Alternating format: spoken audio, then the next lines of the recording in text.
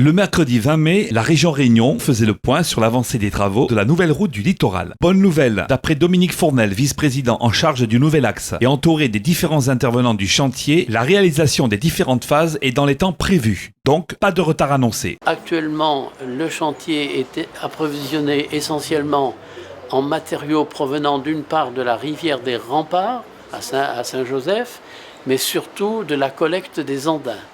Vous savez que cette procédure a été mise en place il y a peu de temps, il y a quelques mois, il y a 3-4 mois. Elle a fait l'objet d'un protocole sous l'initiative des services de l'État sur la façon de récupérer les andins, quels andins peut-on récupérer, ne pas récupérer, quelle est la qualité des andins à récupérer.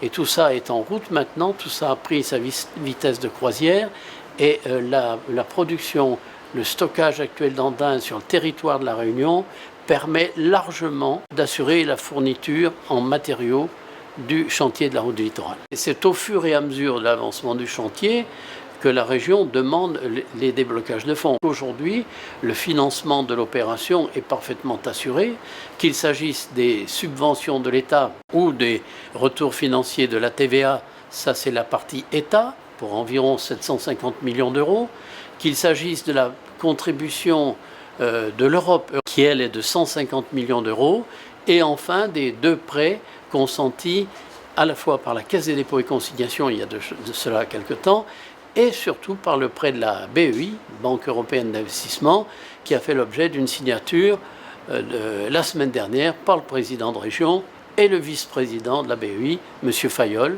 portant sur un prêt de 500 millions d'euros. Actuellement, vous avez visibles, en tout cas sur le terrain, deux points de chantier importants. Le premier, il s'agit de la Grande Chaloupe, où l'entreprise Eiffage réalise le viaduc de 240 mètres de long.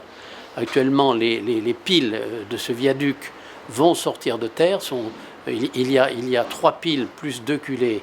Les piles vont sortir de terre très bientôt, vous allez les voir. Et vous avez le gros chantier à l'entrée de la possession, où là, on réalise à la fois l'échangeur d'entrée de la possession qui permettra tous les accès et sorties sur la possession, et également le début des digues en direction de la possession. Vous avez donc à la fois du génie civil, construction de l'échangeur proprement dit, mais également le début de réalisation de digues. Vous le voyez par les apports de matériaux qui sont faits juste à côté des ouvrages de génie civil. Donc voilà deux chantiers importants qui globalement représentent 100 millions d'euros de travaux. Et vous avez également en préparation, là c'est moins visible certes, la mise en place des usines pour la fabrication des bétons nécessaires au viaduc. Ça c'est au port, sur l'arrière-port, où l'entreprise Vinci est en train de s'installer pour la mise en œuvre, la réalisation des premières coulées de béton nécessaires au viaduc. Il s'agit de béton préfabriqué, je tiens à le préciser, puisque le viaduc, pour l'essentiel, sera réalisé en béton préfabriqué.